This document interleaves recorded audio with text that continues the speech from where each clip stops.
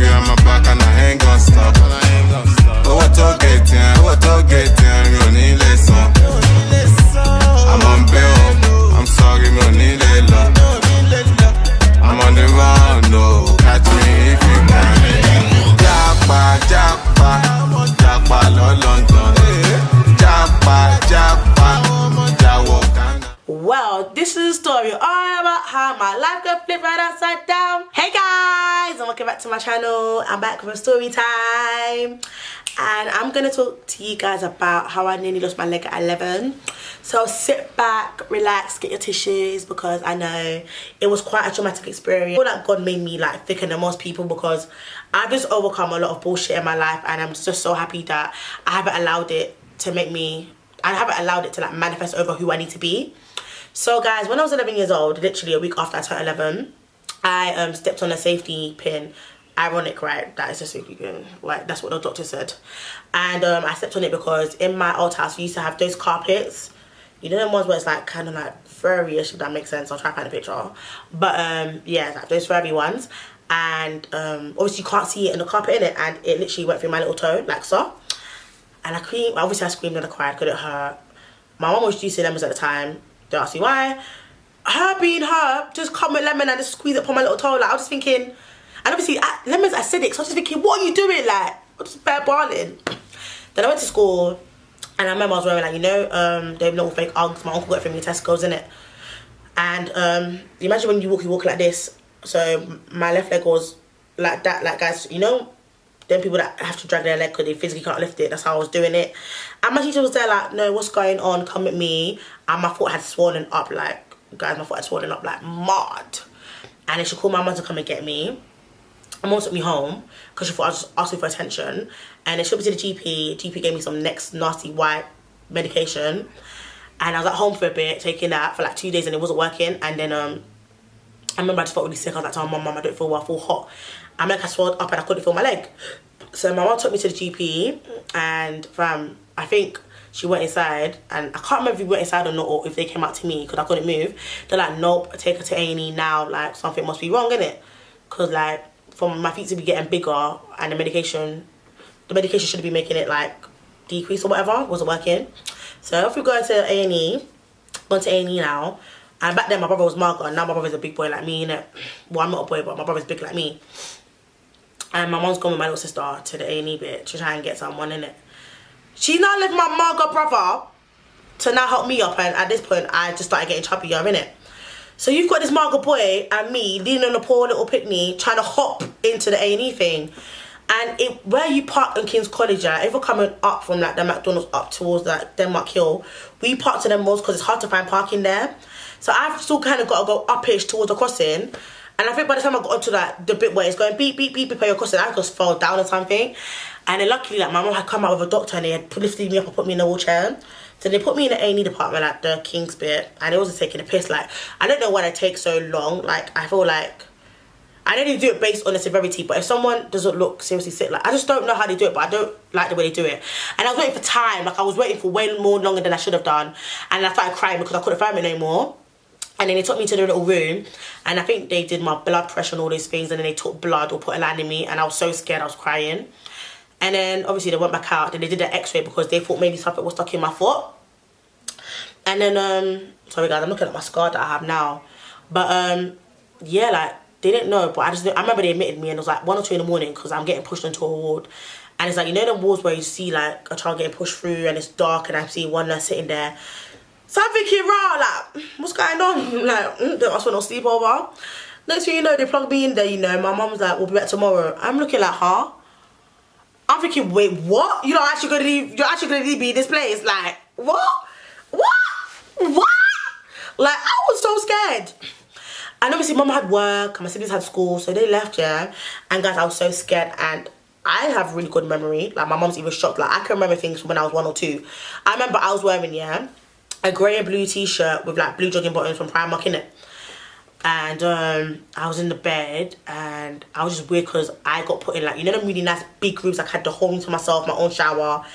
And like, I think every 3-4 hours there was people coming, and they put a line in like one of my hands, and they were injecting the antibiotics like into my into my stream, and it was just really hurting me.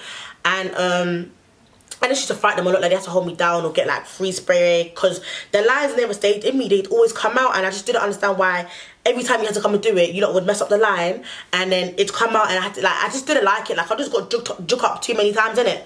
And then I think the next day they moved me into, was it a swine flu room, because they didn't know what had happened to me, innit? So then at this point I was on a drip, and my mum was next to me, and at this point, yeah guys, I couldn't eat. Like, I remember my mum was sitting there in a little chair reading the newspaper. I was kind of watching TV, and I was on a drip in it. And what happened was, because I didn't like them injecting it, they put me on a drip where it takes much more longer. So I'm laying in my bed, and I can feel it going in, and it's just not, oh, I hate having flashbacks. It just wasn't nice, guys, okay? And like, you know, the hospital has that smell, and I just felt sick. Like, I felt disgusted within myself, because I just didn't understand what was wrong with me, and my leg was still swollen. I couldn't even walk in it at this point. Like, every time I had to go somewhere, I was constantly in a wheelchair, in it. Like, I couldn't walk on my foot. Like, even to go toilet, fam, it's gonna sound mad, but if I went toilet, the nurse would have to take me. If I had to do shit, they had to wipe my bum, because at this point, yeah, because the stupid nurses couldn't put the thing in me in my hand properly, yeah. One nurse came and put the line here, and then this whole hand swelled up, like, oh. So like, if I had to go to the toilet, they'd come and do that for me, like put me in the toilet and everything. And then they put me on antibiotics and everything. And I remember there was a group of trainee nurses, and like the doctors were there, like, oh, like, here's drama queen. They called me drama queen because I was a drama queen, and what? Like, literally my name said drama queen, and then my government name. And they were like, oh, we don't know what's wrong with her, that this happened from a safety needle. And everyone was thinking, what? And they would make jokes like, oh, not so safe, is it? Like, ha ha ha, mate, ha ha ha. And then I got moved, I'm trying to think. I got moved into, like, so I went from my own room to getting moved to, you know, the ones where there's probably about 5 children, but you got your curtains. I got moved to one of those. So then when my mum was at work, like, my aunt would come and see me, but at this point, the drugs they were giving me, I was so, like, gone, like, I'd sleep for like most of the mornings, for like the afternoon. Like, I'd miss things like breakfast and lunch and dinner, and then my cousin will try and bring me food if she can, but you know, there's like a closing time for visitors. And then it was decided I was gonna have an operation in it, like to like drain out the fluid or whatever it was in it, could have got infected. And I remember, I think the day before my first operation, I had 2. My leg, yeah, so imagine this is my foot and this is my leg. You know, like the plague, they got black things. I got like a black, like my skin had gone black, like it was decaying. And I woke up because I couldn't, like, you know when you can't feel your leg? So I'm thinking, what the fuck has happened? So I've woken up and I clicked my little buttons because I can't feel my leg, And they've come. And I was like making noise, and I couldn't even talk, like I just felt different. And they've lifted up the cover, and they see that my leg was gone black, so they've called the doctors. I didn't know where it is, and like my leg was numb at this point. I couldn't feel my leg, so that when they were drawing on it, it's like, you know, that little tingly feeling, I felt it, like it just really hurt. And then like they had called my mum, and like my mum had to come, and like no one knew what it was. Like my mum had to come, and then they decided to operate in it. And I don't know, like, I just didn't know what was going on. So obviously, because mum was working, my first op, my auntie was there for me. So, you know, like they took me to like the place where you go through the lift, and I was really scared, guys. My heart was even beating now, like it was really scary, because then they put the thing in me, and I was going under, and I just remember going, so I shut my eyes. And then when it came out, yeah, I don't know what it is, like the tube or whatever, but like it gives you a sore throat. I don't know if anyone's ever had an operation and then you come out and your throat really hurts. And I couldn't talk, and I just water, and even to swallow water, it was hurting me. And then I went back to my thingy, and then when I woke up, I could see like my leg was all bandaging and like gazes and stuff like that. And then they did another operation, and then like I think they put something in the hole where they did it, like where they drained it out, because there was a hole in my foot, like an open wound, and it healed over basically. So they left my foot open with bandages, and it healed like that. But yeah, with the operation, it was quite scary. Like, my leg hurt. They had to come and dress it, like, you know, dress it. It was, different. And while I was there, obviously, I should have been in school doing my sats in it. So, they have, like, a school in there. So, I remember I went there and I made a cake. And I met a boy and I met a girl.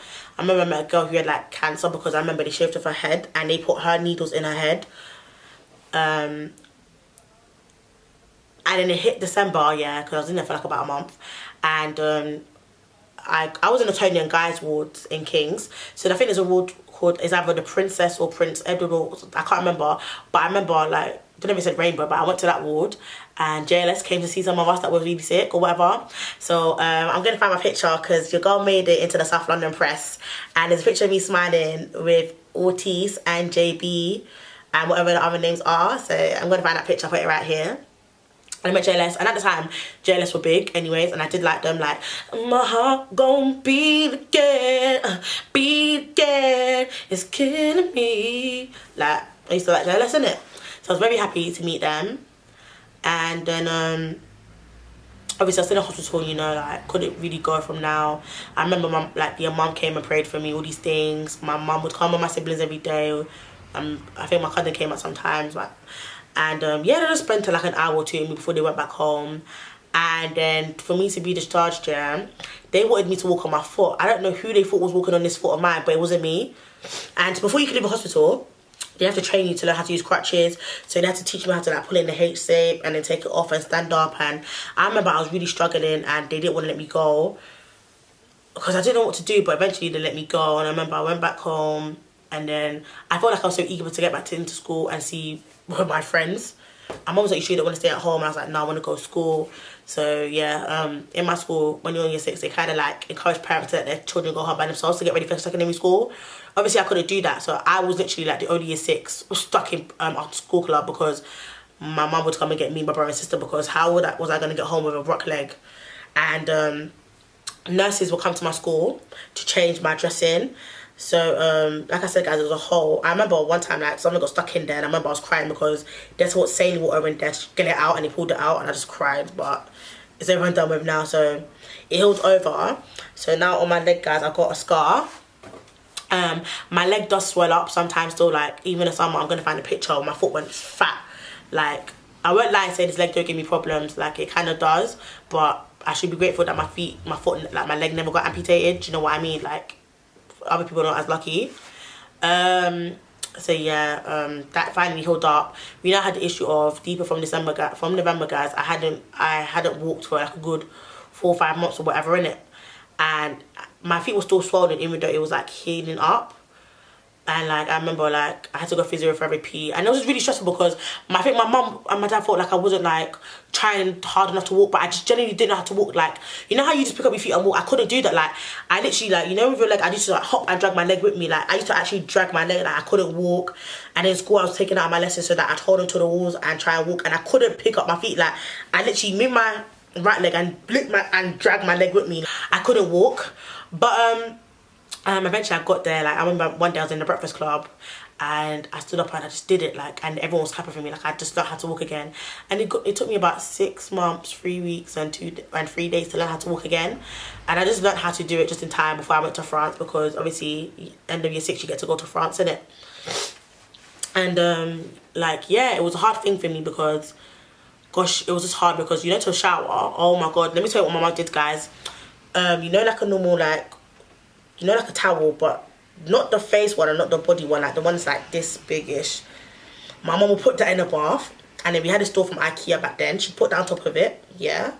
She then put a Tesco bag or something around my leg. I then hop into the bathroom, put my right leg in there, sit on a stool, have my other leg over the bathtub with the plastic bag, and shower like that. Like, literally, that's how I had to do it. And in my old house, like, in the flat we lived in, yeah, the lift would never work. So deep it, guys, I was crawling up them dirty stairs. Like, I actually had to crawl up the stairs because I had no other choice. Like, but guys, that's my story time. Hope you guys enjoyed it. Yeah, and obviously now I still got a scar on my foot. I used to be really insecure about it, but now I will go out there and wear slides because it's not even that bad, and it's like my scars tell a story, do you know what I mean? And I was 11 years old and I went through all of that, and I don't let it get me down anymore. I own it, and I feel like if anyone's ever had surgery and has any scars they're embarrassed about, don't be embarrassed about it. Own your scars. You're a unique baby girl, and you're a unique baby boy. You're different. Like, your scars tell a story. Like, look at me now. I'm interesting because I've got a story to tell. Like, oh my god, rah, T, like, Tasty, what's that on your leg? Well, this is a story all about how my life got flipped right upside down, and then I told them my story, innit? But yeah guys, hope you enjoyed this story time. Like, comment and subscribe if you want to see any more story times. And yes guys, I'm gonna sign out now. Bye.